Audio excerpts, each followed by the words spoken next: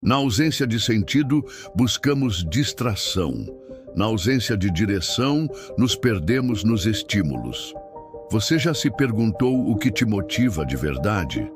Vivemos rodeados de metas que não escolhemos, cercados por vozes que ditam quem devemos ser. É fácil se perder quando tudo parece urgente, quando a felicidade é medida por curtidas e o valor por performance. Mas em algum lugar dentro de nós ainda existe o silêncio. Uma voz tênue que nos pergunta: isso é tudo? A mente, esse vasto campo de batalha entre desejos e frustrações, tenta resistir ao caos. Mas quantas vezes ela sucumbe? Quantas vezes você acorda sem saber por quê? Talvez seja a hora de parar, de olhar para dentro e ouvir o que sempre esteve lá, porque nem sempre estamos cansados. Às vezes, só estamos vazios, e o vazio não se preenche com mais ruído. A vida não é uma linha reta, mas um espiral de tentativas. Erramos, caímos, recomeçamos, e nisso há beleza. Se você sente que está à deriva, não está só, mas talvez a resposta não esteja fora. Talvez esteja no desconforto, na dúvida, porque questionar já é um ato de coragem. E nesse mundo apressado, parar para pensar é um ato revolucionário. Vivemos em um tempo onde tudo se dissolve antes de criar raízes. Relações, identidades, promessas, tudo parece escorrer por entre os dedos como água. É a era da fluidez, onde nada é feito para durar. Zygmunt Bauman chamou isso de modernidade líquida, um mundo em que os vínculos são frágeis e a estabilidade se tornou um luxo quase obsoleto. Nesse cenário, o ser humano, antes sustentado por pilares sólidos, fé, tradição, comunidade, se vê agora navegando um mar de incertezas. Compromissos são evitados, responsabilidades são descartadas e o eu se torna um projeto interminável, em constante reinvenção. A liberdade, antes desejada como conquista, hoje pesa como fardo. Afinal, o excesso de escolhas pode paralisar, e o medo de perder o instante seguinte nos impede de viver plenamente o agora. Bauman nos alerta. Trocamos a segurança dos laços duradouros pelo conforto instantâneo das conexões descartáveis. Amigos são números, relações são contratos, silenciosos que duram enquanto forem convenientes. O amor, uma negociação instável entre desejo e autonomia. Nesse mundo líquido, até mesmo a dor é terceirizada, anestesiada por estímulos que nos mantêm ocupados, mas vazios. E enquanto corremos em busca de sentido, de estabilidade, de pertencimento, esquecemos que talvez a verdadeira solidez não esteja no mundo externo, mas na coragem de encarar o vazio interior. Porque, como diria Bauman, a tarefa mais importante da vida não é encontrar respostas, mas viver bem com as perguntas. Se Zygmunt Bauman nos alerta sobre a liquidez do mundo moderno, Arthur Schopenhauer nos convida a olhar para uma camada ainda mais profunda, a própria natureza do querer humano. Segundo ele, somos movidos por uma força cega e incessante, a vontade de viver, um impulso que nos arrasta, mesmo sem direção clara, mesmo contra a nossa paz. Para Schopenhauer, desejar é sofrer.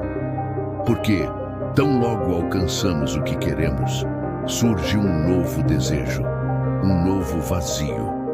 E assim seguimos, presos a um ciclo interminável de carência e frustração. No fundo, não queremos o objeto em si, queremos o alívio momentâneo da angústia de não tê-lo. Essa visão sombria pode parecer desesperançosa, mas ela é, na verdade, um convite à lucidez, um chamado para sairmos do automático e enxergarmos que muito do nosso sofrimento nasce da ilusão de que algo externo poderá, um dia, nos completar. Esperamos que a felicidade venha com o próximo emprego, o próximo amor, a próxima conquista, mas ela sempre escapa, como um sonho ao acordar. Schopenhauer propõe um caminho radical: o abandono do querer, a renúncia como forma de liberdade. Não no sentido de desistir da vida, mas de nos libertarmos do apego às vontades que nos escravizam. Ele via na arte, na contemplação e na compaixão pelos outros uma saída possível. Momentos em que, mesmo que brevemente, calamos o ruído da vontade e experimentamos a paz. E talvez seja justamente aí que suas ideias se encontram com as de Bauman. Em um mundo fluido, repleto de escolhas e desejos fabricados, o maior ato de resistência pode ser o silêncio, o não querer, a pausa, a aceitação de que, no fundo, tudo o que buscamos já está aqui, quando deixamos de buscar. Bauman nos mostrou que vivemos em uma era líquida, onde nada permanece, onde tudo escorre pelos dedos antes mesmo que possamos compreender. Relacionamentos, carreiras, identidades, tudo é provisório. Mas essa fluidez não nos libertou, nos deixou à deriva. E quando não há chão firme, procuramos âncoras em desejos, em consumos, em distrações.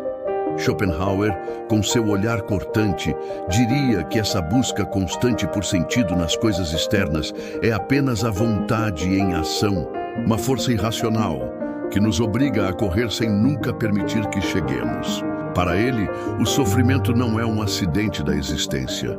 É a própria essência de viver, porque desejar é viver em falta, e a falta é dor.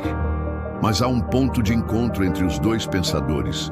Ambos reconhecem que o mundo moderno, seja pela liquidez ou pela vontade, está impregnado de inquietação.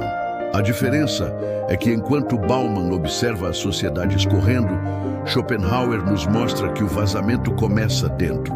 Somos, cada um recipiente furado tentando se encher com o que nunca basta. Então, o que fazer? Schopenhauer oferece 3 caminhos: a contemplação estética, a compaixão e a negação da vontade. Ao contemplar a arte, por exemplo, cessamos momentaneamente o impulso de desejar.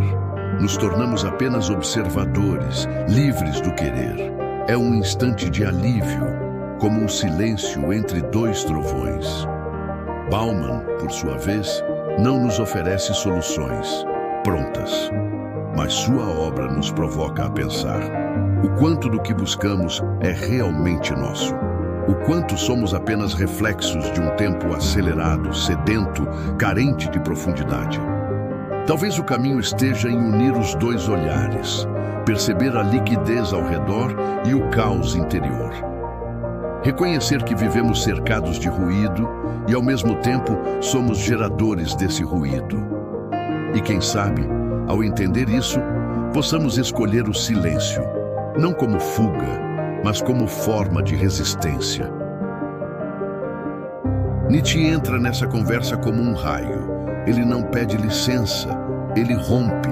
Para ele, encarar o sofrimento não é uma escolha, é uma exigência da existência autêntica. Onde Bauman vê liquidez e Schopenhauer enxerga dor, Nietzsche propõe enfrentamento, não para anestesiar, não para fugir, mas para transmutar. Sua ideia do eterno retorno nos obriga a olhar a vida de frente. Se você tivesse que viver cada instante da sua vida novamente, infinitas vezes, sem mudar nada, você suportaria? Ou melhor, você escolheria? É aqui que tudo se condensa. Bauman nos alerta: estamos fluindo, perdendo forma. Schopenhauer nos mostra: o sofrimento é inevitável, pois é movido pela vontade cega. E Nietzsche grita: transforme o sofrimento em potência. Torne-se quem você é. Diga sim à vida, mesmo quando ela dói. Esse sim não é ingenuidade, é coragem.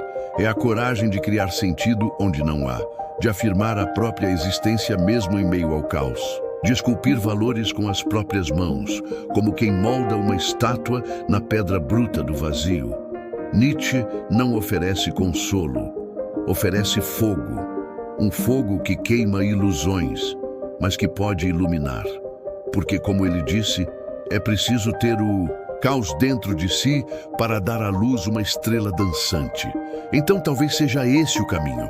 Reconhecer a fluidez do mundo, entender a dor do desejo e ainda assim afirmar, seguir, criar, não apesar da angústia, mas com ela, porque a vida, em sua essência mais crua, não quer ser compreendida, ela quer ser vivida.